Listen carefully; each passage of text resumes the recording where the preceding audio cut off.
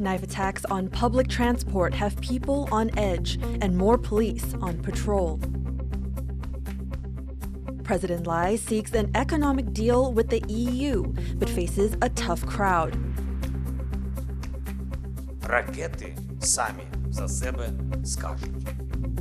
Обов'язково. Слава Україні! Long-range weapons are a go in Ukraine after Russia launches its biggest assault on Kyiv in months. Plus, authorities are alarmed at a mass stabbing in China less than a week after another mass killing.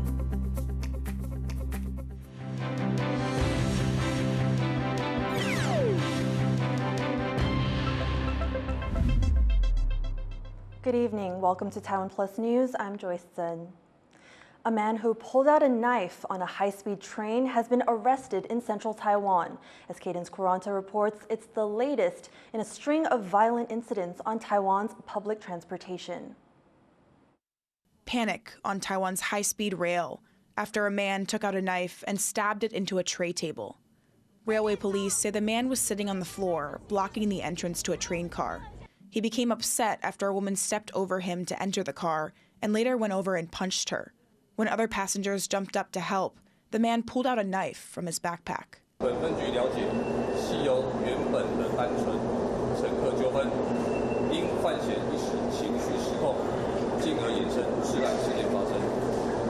Railway police say the suspect got off the train in Taipei and fled.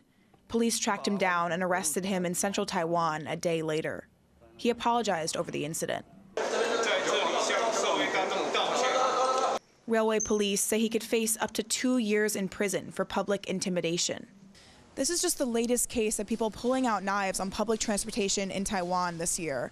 Earlier this month, a woman attacked a high school student with a knife on the Taipei MRT, and in May, a man stabbed 2 people on the Taichung MRT. Some members of the public say the latest incident has worried them. 当然是担心自己的安全，还有身边人的安全嘛。希望尽量不要有这种事情再发生。Railway police say they have begun to step up their presence across Taiwan's rail network, patrolling train cars for any suspicious activity and working with Taiwan's High Speed Rail company to increase its own security personnel, aiming to reassure passengers of their safety. John Su and Cadence Quaranta for TaiwanPlus. President Lai Ching-te is trying to improve economic ties with Europe through a trade deal known as an Economic Partnership Agreement. But as Chris Gorin reports, European officials may not be so enthusiastic. President Lai Ching-te says a new economic agreement with the European Union could protect global supply chains as he opens an economic forum here in Taipei. The EU is Taiwan's #1 source of foreign direct investment and is Taiwan's 4th largest trading partner, reaching about $74 billion in trade last year. In front of business leaders and trade officials from both Taiwan and Europe, Lai again called for the two sides to establish a so-called Economic Partnership Agreement, or EPA. Such an agreement would deepen our mutually beneficial partnership. This would not only make both our economies more resilient and secure, but also ensure the stable operation of global supply chains. For several years now, Taiwan has been seeking a different type of agreement specifically for easing investment rules, known as a bilateral investment agreement. However, EU officials have previously said such a deal is unnecessary for businesses in its member countries. In recent months, Lai has been pivoting to promoting an EPA, which is a type of free trade agreement that the EU already has with certain countries in Africa, the Caribbean, and some Pacific islands. Notably, however, the European officials at this same forum didn't speak much about Lai's proposed EPA. Of course, China is one of the EU's largest trading partners, and Beijing strongly objects to major bilateral agreements between Taiwan and other countries. While Lai says the deal would be a win-win for both sides, it's not clear how much traction the proposal is getting in Brussels, even as Taiwan touts its improving ties with the European Union. Devin Tsai and Chris Gorin for TaiwanPlus. A major development in the Russia-Ukraine war as U.S. President Joe Biden approves the use of American long-range weapons inside Russia. The The policy shift comes hours after Russia launched its largest attack on Ukraine in recent months. Rosie Greninger reports. Missiles shoot through the sky over Ukraine as Russia stages its biggest assault on Kyiv since August. Russia launched over 200 drones and missiles. Many of them were shot down, but some did hit their targets: a military airport and several of the country's power grids. The damages forced Ukraine to announce nationwide electricity rationing as it heads into the harsh winter months. Russia on Tuesday will mark 1,000 days since its full-scale invasion of Ukraine, and despite US aid, Ukraine has struggled to maintain its defense. But just hours after the attack, a potential turning point in the conflict, as sources close to US President Joe Biden revealed he'd given the green light for Ukraine to use American long-range missiles against Russia. Ukrainian President Volodymyr Zelensky all but confirming that development. Сьогодні багато в медіа говорять про те, що ми отримали дозвіл на відповідні дії. Але удари завдають не словами. Такі речі не анонсують. Ракети самі за себе скажуть. Обов'язково. Слава Україні! The weapons in question are Army tactical missile systems. With a range of 300 kilometers, they're expected to threaten dozens of military assets in Russia. Sources familiar with the matter say Ukraine plans to conduct its first long-range attacks in the coming days. Russian President Vladimir Putin has long warned against the US policy shift, saying it would be seen as a direct US involvement in the war and a major aggression. But military analysts believe the outgoing Biden administration is showing there are consequences for provocation on the Russian side. Russia has kind of ramped up its own escalation in the conflict, not just by getting the North Koreans involved, North Korean troops now fighting against Ukrainians on the front lines, but also going after Ukrainian power generation. The change in foreign policy comes months before Biden hands power over to President-elect Donald Trump.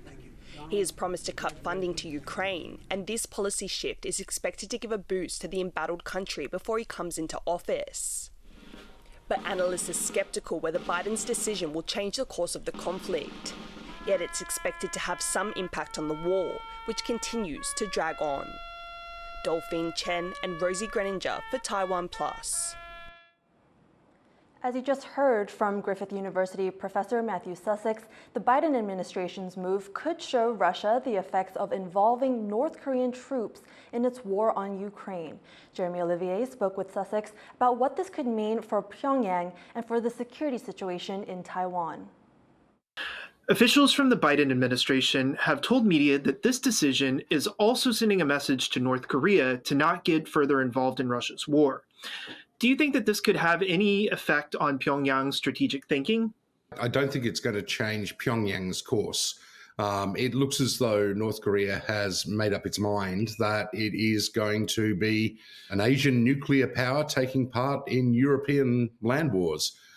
There are media reports that North Korea could provide up to 100,000 troops, if necessary, for the fight against Ukraine.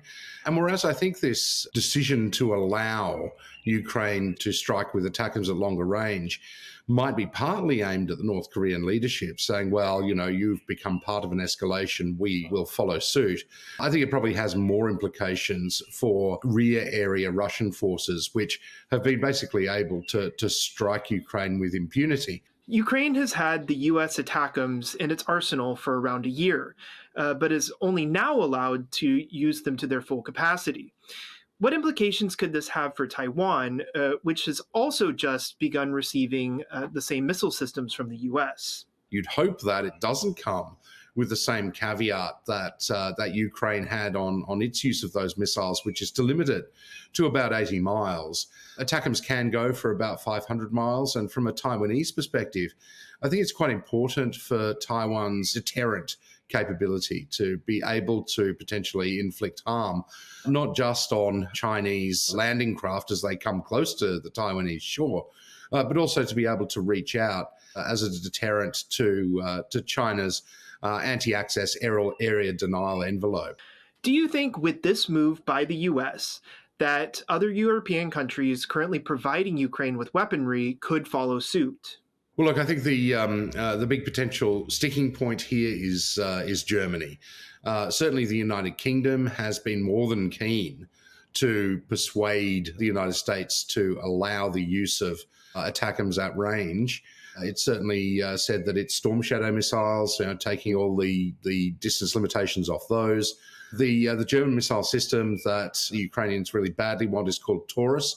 And so far, Olaf Scholz has decided that no, he isn't going to provide that to Ukraine. But with the German government coming into a new election soon, a vote of no confidence first, but then a new election, it might put some political pressure on Scholz, particularly since some of his potential rivals have said that they would get involved in providing or selling Taurus to Ukraine. That was Griffith University professor Matthew Sussex. Leaders of the world's largest economies have gathered in Rio de Janeiro for the G20 summit, with climate change at the top of the agenda. U.S. President Joe Biden, Chinese President Xi Jinping, and French President Emmanuel Macron were among leaders arriving in Brazil for the summit, which comes during the UN's COP29 climate change conference. Observers will be paying attention to how the Group of 20 decides to finance climate solutions. They make up 85% of the world's GDP, while also emitting 80% of greenhouse gases worldwide. The G20 will also discuss hunger and poverty, as well as the war in Ukraine. Super Typhoon Mani has made its second landfall in the Philippines, bringing heavy rain and severe winds across the main island of Luzon. More than 1 million people have been ordered to evacuate. Mani is the 6th major storm to hit the Philippines in a month. The earlier storms killed at least 160 people. People in China are calling on authorities to do more to protect them. The country has seen its second mass casualty attack in a week, raising concerns that economic pressure is pushing more disgruntled citizens over the edge. Gathering in grief amid heavy security outside this vocational college in Wuxi, eastern China. 8 people were stabbed to death here by a rampaging 21-year-old man who also injured 17 others. Police say the perpetrator, now in custody, grew angry after he failed an exam and could not graduate. It's the second mass casualty attack in China in a week. 每个人的心态都是没有之前那么健康了。 所以现在感觉好像就是，为什么大多数现在年轻人为什么不愿意结婚？我觉得也有这方面的原因吧，可能连自己的生存都保证不了。 Just days earlier, China was shaken by its worst mass killing in a decade. In the southern city of Zhuhai, a 62-year-old man rammed his car into crowds at a sports center, killing 35 people and severely injuring 43 others. This attack coming as a shock to the country of 1.4 billion citizens, used to living with one of the lowest violent crime rates in the world due to strict gun controls and stringent mass surveillance. It's prompted orders directly from Chinese President Xi Jinping, a rare issuance seen to reflect the sensitivity of the incident. 根据习近平重要指示，中央已派工作组赶赴当地指导处置工作。 As the public increasingly expressed concern online, censors took down videos of the attack and moderated social media discussions, common practice by the Beijing government to control content it deems overly sensitive. Workers also cleared memorials set up for victims, removing flowers and blowing out candles. Now, after this second deadly incident, citizens are urging authorities for more meaningful support. Wary of the growing violence, people are pointing to economic pressure and degrading mental health as underlying problems, with household incomes falling and a spike in youth unemployment. 很直白一点，就是可能以后还会有。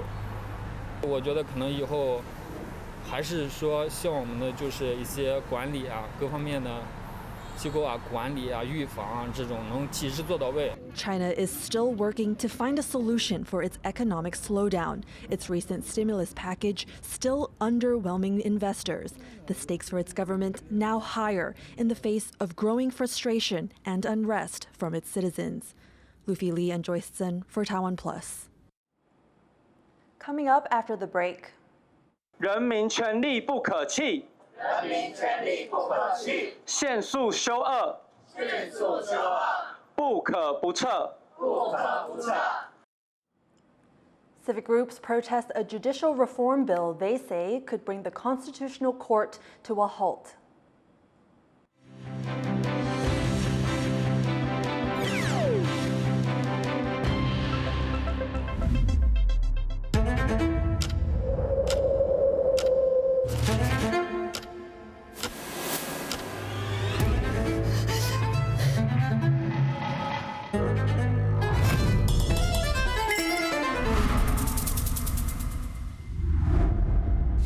你经历过人生的话，你发现说，我们大部分都是爱美的。我自己少遇见一朵花，我可能就不是这个样子。开始思考什么叫做一个本土性，大声的唱出来说我是台湾人。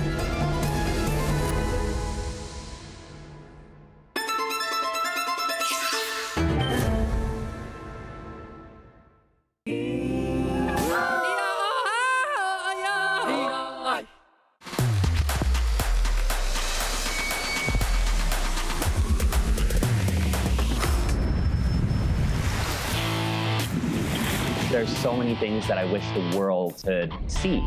It is amazing to watch this captain maneuver this giant ship.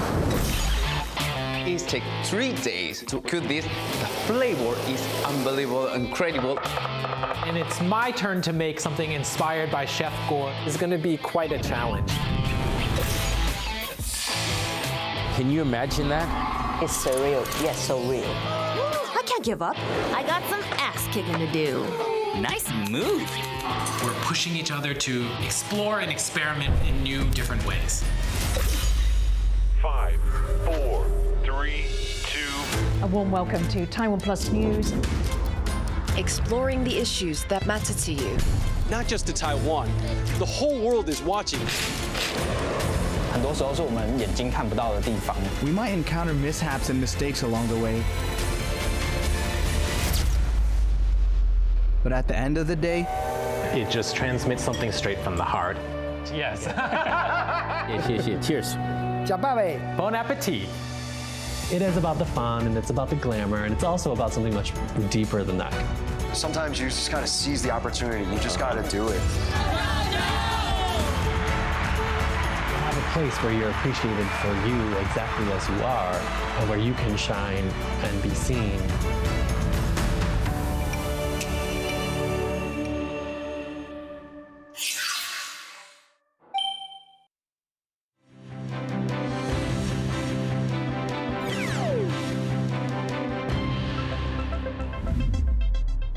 Welcome back. You're watching TaiwanPlus News. Taiwan's foreign ministry has responded to comments by Chinese President Xi Jinping, who warned the U.S. against trusting President Lai Ching-te and his ruling Democratic Progressive Party. 外交部也注意到，中方就本次会晤发布的新闻稿中，再度针对台湾及台美关系发表种种颠倒是非的谬论。 It came after Xi told U.S. President Joe Biden at the APEC summit in Peru that opposing Taiwan independence was the best way for the U.S. to help maintain peace across the Taiwan Strait. He also said that Washington should recognize the inherent, quote, Taiwan independence nature of Lai and the DPP. But the foreign ministry says it rejects Xi's argument, adding that China's military activity around Taiwan is the main threat to regional peace and stability. A reform bill making its way through the legislature has democracy watchdogs and rights groups worried about Taiwan's judicial system. They're calling on lawmakers to protect constitutional justice, which they say is under severe threat. Tiffany Wong reports. 人民权利不可弃，人民权利不可弃，限速修恶，限速修恶，不可不撤，不可不撤。Civic groups representing people from all walks of life are gathered in front of the legislature as lawmakers discuss a bill that could change the way the Constitutional Court functions. The amendment would require 10 of the full 15 judges to make a constitutional ruling, a higher requirement than the current simple majority. It was proposed by the opposition Kuomintang, who says it will improve fairness in the court's decisions as it requires a higher threshold for agreement. But requiring consensus among 10 judges is currently impossible, as there are only 8 justices currently sitting. Opponents of the bill fear that if passed, it could cripple the court, rendering it ineffective until the rest of the seats can be filled. The court has ruled on major issues that affect many in Taiwan, such as same-sex marriage and the death penalty. And without the court in operation, these civic groups fear that it could hurt the rights of minority groups, including indigenous people. 身为在这个台湾社会上的少数，即便我们常常说中华民国的宪法在订定之初，它没有考虑过原住民族的集体性跟权利，所以在很多的保障或许是有点乏善可陈。但我们生活在现行的这个宪政体系之下，至少我们还有一条虽然很艰辛，但最终有可能还是能够得到救济，得到法律上的权利救济，被国家尊重的这样子的机会跟路径。Now these civic groups are urging the public to rally on Friday, calling lawmakers to hear their voices and protect their rights. Hank Xu and Tiffany Wong in Taipei for TaiwanPlus. Japan says it will participate in joint military training with the U.S. and Australia next year, citing concerns over threats from China. Top defense officials from the 3 countries released a joint statement saying that China's actions in both the South and East China Seas are destabilizing and a serious concern. The planned exercises will be held in northern Australia and will focus on amphibious operations. The South China Sea is one of the most important waterways in the world, with over a third of global trade passing through every year. In recent months, China and the Philippines have clashed over their competing claims, with the U.S. stepping up security cooperation with Manila and other countries in the region.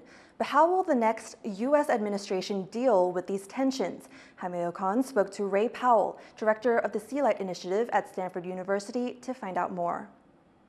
Ray, I want to first start off with asking you about what to expect with this next administration, President-elect Trump, and what maybe to expect differently in managing tensions in the South China Sea.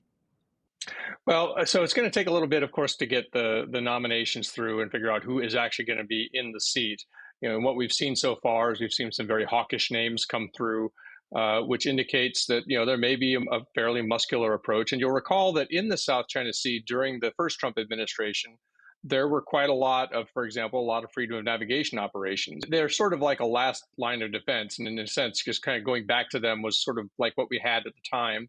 But with, you know, now the ability to do multilateral sails in the South China Sea, I wouldn't be surprised to see a lot more of those.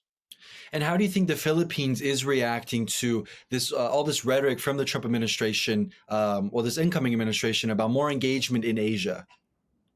Well, Trump will always push allies to do more. But having said that, the Philippines has done more, and I think that they can make a pretty substantial case in that direction. So, you know, Trump tends to be worried about imbalances if he thinks that the U.S. is paying too much and that other countries that should be paying more should be paying more. I don't think that the Philippines will have a hard case to make that they have actually been stepping up to the plate a lot. In fact, they have very much been on the front lines, and I think that he should appreciate that. And of course, mostly they will be dealing not with Donald Trump himself, but with his appointees. And again, all of the appointees that I've seen in the national security space, for the most part, have been, you know, very, I would say, alliance friendly, actually, on the international stage. And in fact, the Secretary of State nominee, Marco Rubio, wrote a very prominent article last year in the National Interest, basically saying that, you know, the U.S. should lean into the Philippine alliance. Do you think maybe there's an opportunity for the Philippines to ask something different of the United States now that this next administration is coming in? Maybe something that they couldn't ask the previous Biden administration? I think that, you know, from a Philippines perspective, because they have been so tight with the U.S. on the alliance, being able to talk about, you know, trade arrangements or even economic arrangements that are sort of China-free. So if you want to build a China-free supply chain, come to us in the Philippines, because unlike maybe some of other Southeast Asian or other Asian neighbors, we don't have that tight relationship with China. And you can sort of, if you're trying to make your supply chains resilient against China, then the Philippines is a destination you should look hard at. That was Ray Powell, director of the Sea Light Initiative at Stanford University. Taiwan has claimed victory over Australia at the WBSC Premier 12 baseball tournament, winning 11-3 at the Taipei Dome. The win brings Taiwan's group stage score to 3 wins and 1 loss, securing a place in the Super Round in Tokyo, alongside Japan, the US, and Venezuela. The Premier 12 is held every 4 years and brings together the world's top 12 national teams. Taiwan is set to face Cuba in the tournament on Monday night. In a first for Taiwan, an endangered Formosan flying fox has successfully been released back into the wild. The bat was rescued in April after it was abandoned as a pup in Hualien in eastern Taiwan. It was taken to a local wildlife rescue center where workers took care of it for 6 months. It's grown from weighing just 80 grams to over 300 grams. The rescue wasn't easy, as Taiwan has never handled a case like this before. But with guidance from Japanese experts, the bat was successfully rehabilitated and released. Thank you for watching TaiwanPlus News. Please visit us on the TaiwanPlus website and follow our social media. Before we go, check out this Jurassic-themed light display at the Botanical Gardens in Paris. I'm Joyce Sin. Take care and see you next time.